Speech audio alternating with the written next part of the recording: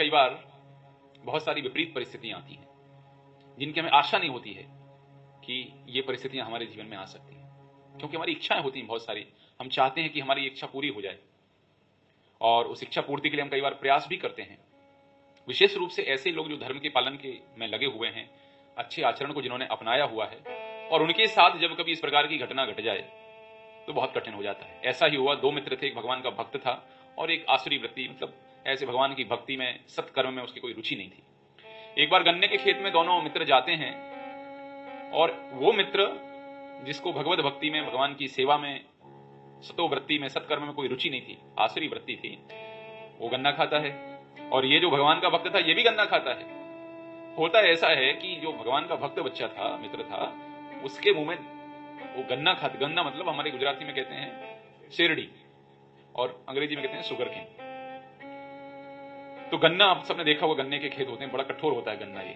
तो गन्ना खाते खाते उसके मुंह में कुछ ऐसा घाव हो गया, कुछ लग गया, उसको चोट लग गई। तो जो दूसरा मित्र था उसका, उसकी हंसी उड़ाने लगा, अरे बड़ी भक्ति तो करते हो, खूब हरे कृष्णा करते हो, ये क्यों किया भगवान ने तुम्हारे साथ में। एक प्रथम दृष्टया तो उसके मन में विचार आया कि हमारे साथ ये क्यों हुआ। देखिए हमारे जीवन में भी कई बार ऐसे होता है, कुछ यदि हमारे साथ ऐसा हो जाए तो हम सोचते हैं हमारे साथ ऐसा क्यों हुआ, मैं तो किसी का बुरा नहीं करता। कई बार लोग इस प्रकार से प्रश्न पूछते हैं, हमने किसी के साथ कभी बुरा नहीं किया, हमने किसी का बुरा नहीं चाहा, किसी का अपमान नहीं किया, हमारे साथ ऐसा क्यों हुआ। इस बच्चे के मन में भी ऐसा प्रश्न आया कि हमारे दांत में चोट क्यों लग गई। लेकिन फिर अपने शहर में वापस गया, शहर में वापस जाके उसने जो दंत चिकित्सक, डेंटिस्ट के पास पहुंचा और गया जब डेंटिस्ट के पास, तो डेंटिस्ट ने कहा, भैया आप बहुत सही समय आ गए, आपके मुंह में बहुत गंभीर बीमारी शुरू होने वाली है और बहुत अच्छा रहा, एकदम ऐसे समय आ गए हैं कि अब इस बीमारी का इलाज हो जाएगा। यदि आप 4 दिन और विलंब से आते, 4 दिन और लेट हो जाते तो इस बीमारी का इलाज कर पाना हमारे लिए असंभव हो जाता। देखिए हमारे लिए शिक्षा क्या है इसमें, जीवन में कभी कभी हमारी इच्छा के विपरीत कार्य होता है जिसकी हमें आकांक्षा नहीं होती, जो हम नहीं चाहते। ऐसे कार्य कभी हमारे जीवन में हो जाएं जो हमारी समझ से परे हों, तो उसको हरी इच्छा समझ के, कि भगवान की इच्छा है, उसको स्वीकार कर लेना चाहिए। जब कोई व्यक्ति नीचे से देखता है, लोग इस सभा में बैठे हुए हैं, कोई व्यक्ति यहां आपके बीच में से नीचे से देख रहा हो तो उसको बहुत कम दिखाई देगा, लेकिन ऊपर की 2 मंजिल ऊपर से कोई व्यक्ति नीचे देख रहा हो तो उसको सारी घटना स्पष्ट दिखाई देंगी। तो ऐसे भगवान परम ज्ञानवान, सब भूत भविष्य वर्तमान सबको जानते हैं और अपने भक्तों के जीवन में भगवान की विशेष दखलंदाजी होती है। नामे भक्त्या प्रणश्यति योग क्षेमम वहाम्यहम, भगवान कहते हैं इस प्रकार से भगवद गीता में। तो जब इस बच्चे को पता चला तो उसको चूंकि भगवान का भक्त था, स्वभाव था, तो उसने हरी इच्छा के रूप में स्वीकार कर लिया और सही समय पर उसका इलाज जो था, ट्रीटमेंट शुरू हो गया और उसकी जो बीमारी थी उससे उसका बचाव हो गया। तो कभी हमारे जीवन में ऐसी परिस्थितियां आए तो हरी इच्छा समझ के उसको स्वीकार कर लें।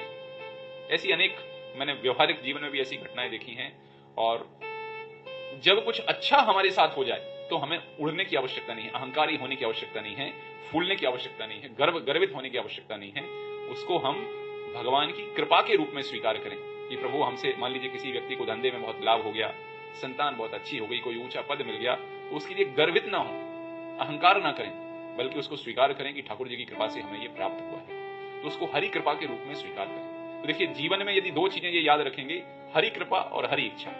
कुछ अच्छा हो गया तो हरि कृपा, और हमारे हिसाब से कुछ बुरा हो गया, बुरा नहीं है, हमारे हिसाब से कुछ बुरा हो गया तो उसको क्या कहना है, हरि इच्छा। तो हरि इच्छा और हरि कृपा, ये 2 चीजें यदि हम जीवन में ध्यान रखें तो कभी हमारे जीवन में विपरीत परिस्थितियां आ भी जाएं तो हम सहर्ष प्रसन्नता पूर्वक उन समस्याओं का सामना कर सकते हैं। इसलिए कहते हैं do your best and leave rest upon Krishna.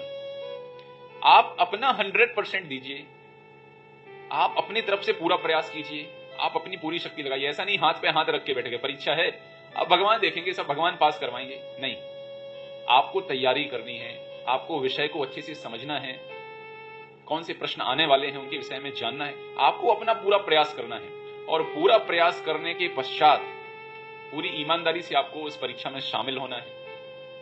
उसके पश्चात जो परिणाम आए, अच्छा आए तो हरि कृपा, और यदि आपकी जो आकांक्षाएं थी, जो अपेक्षाएं थी, उसके विपरीत यदि कुछ परिणाम आ जाए तो उसको हर इच्छा के रूप में स्वीकार करें, व्यथित ना हो, व्यथित ना हो। क्योंकि भगवान ने हम सभी के जीवन में कुछ, यदि हमने भगवान के निर्देशों के अनुसार जीवन को स्वीकार किया है तो भगवान ने हम सभी के जीवन में कुछ विशेष निर्धारित करके रखा है। इसका मतलब ये भी नहीं कि हम हाथ पे हाथ रख के बैठ जाएं, बल्कि हमें कार्य अपना पूर्ण करना है और भगवान की इच्छा के ऊपर, भगवान की कृपा के ऊपर निर्भर रहना है। तो ये तरीका है कि किस प्रकार से व्यक्ति विपरीत परिस्थितियों का सामना भी कर सकता है।